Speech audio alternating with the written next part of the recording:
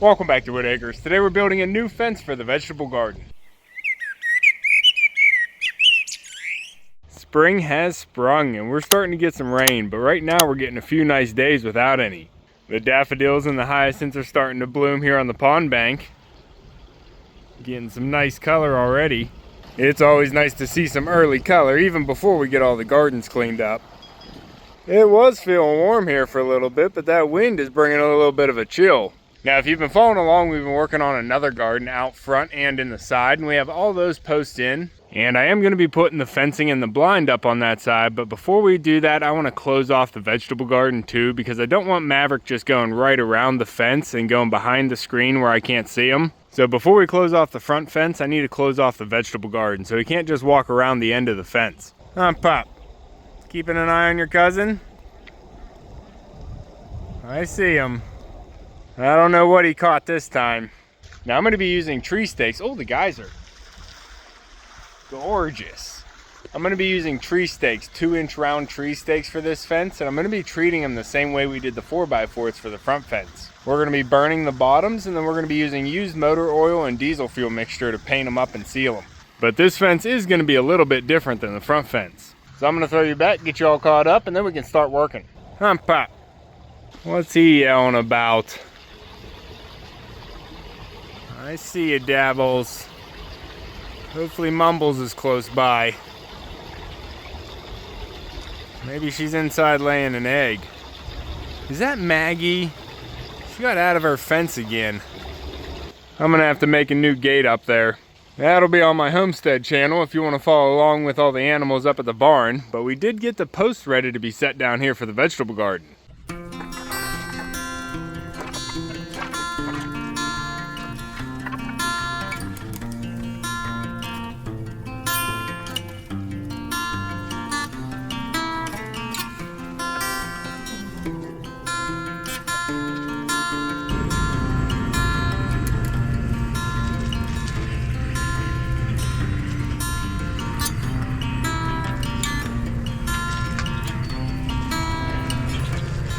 Alright, back it up, Pop.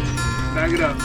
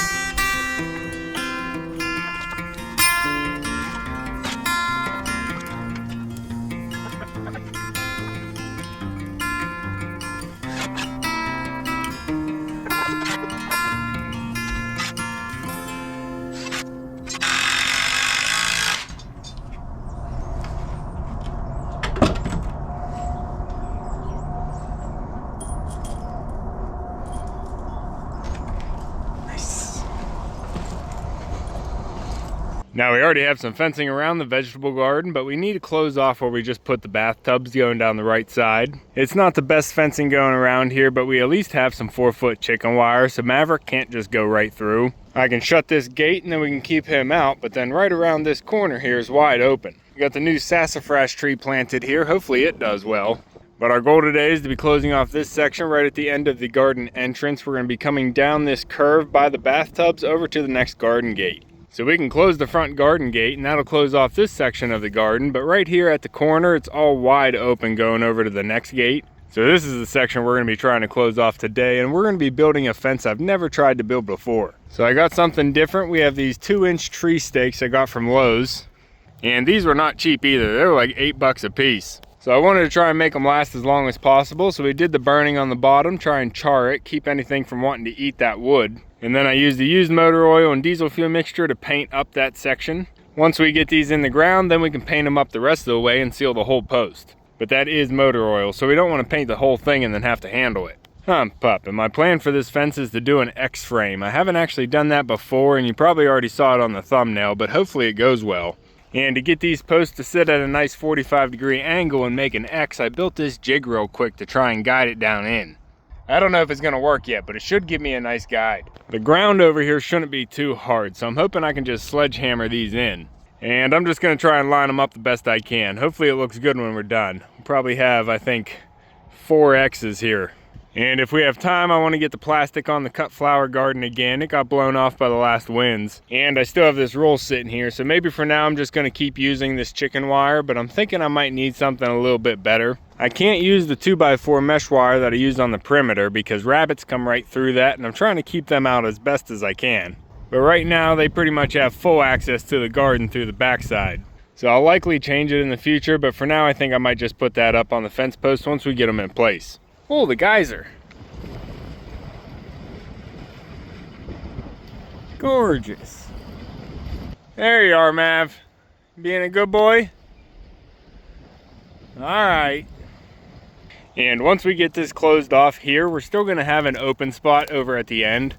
During the windstorms over winter, we ended up losing the far garden gate. But on my homestead channel, we had the backhoe over there and we pulled out 2 posts from the swampy area, and I'm going to be able to use those to hang the gate up again. So we'll see if we have time to get to that today, but that's definitely a project coming up. We need to close off this vegetable garden. And not just because of Maverick, also all the deer walking through here. Once everything in the garden gets growing, they're going to want to come see what we have. But let's get creative. Pup? You good looking pup.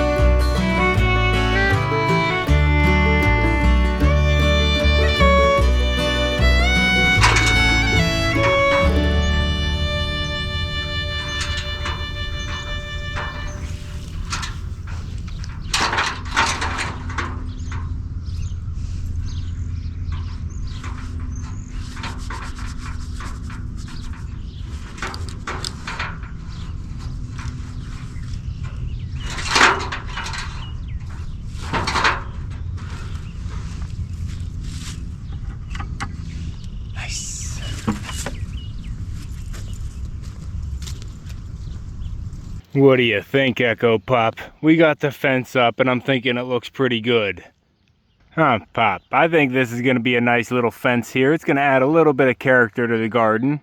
Now, I was originally thinking about doing 4X's, but once I got them in there, there was space for a 5th one to stand a little bit taller, and I think it worked out as a nice little centerpiece. As you know, all plans are subject to change, and I don't try to build things here to be perfect. Now, I wasn't able to use the original chicken wire. I had to get another roll out, and this roll does have bigger openings. So I know a rabbit's going to be able to go right through those holes, but at least this is going to keep Maverick out of the garden. I'll probably eventually have to put something better on here with smaller holes, but for now the rest of the garden is compromised, so it doesn't really matter if I have this side a little bit open too. I'm going to have to get the back side of the vegetable garden all fenced off before I worry about this side.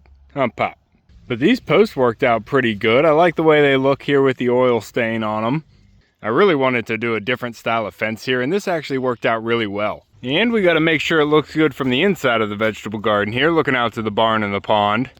And I think it does. Adds a little bit of different character here to the gardens. And I think soon we're going to have to get these tubs filled up so we can get the herbs planted. Pop. Dabbles. I see you, boy. You keep those Canadian geese up there.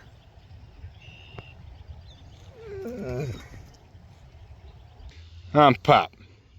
Alright guys, that's going to be all for this one. It feels really good to get this section of the vegetable garden closed off, but as I said, we still have to get that far gate up. So there's still a lot to do here in the gardens, and if you want to keep following along with everything here at Whitt Acres, make sure to subscribe down below. Hit that like button before you leave, and you can see me and Echo on the next one. Thanks for watching.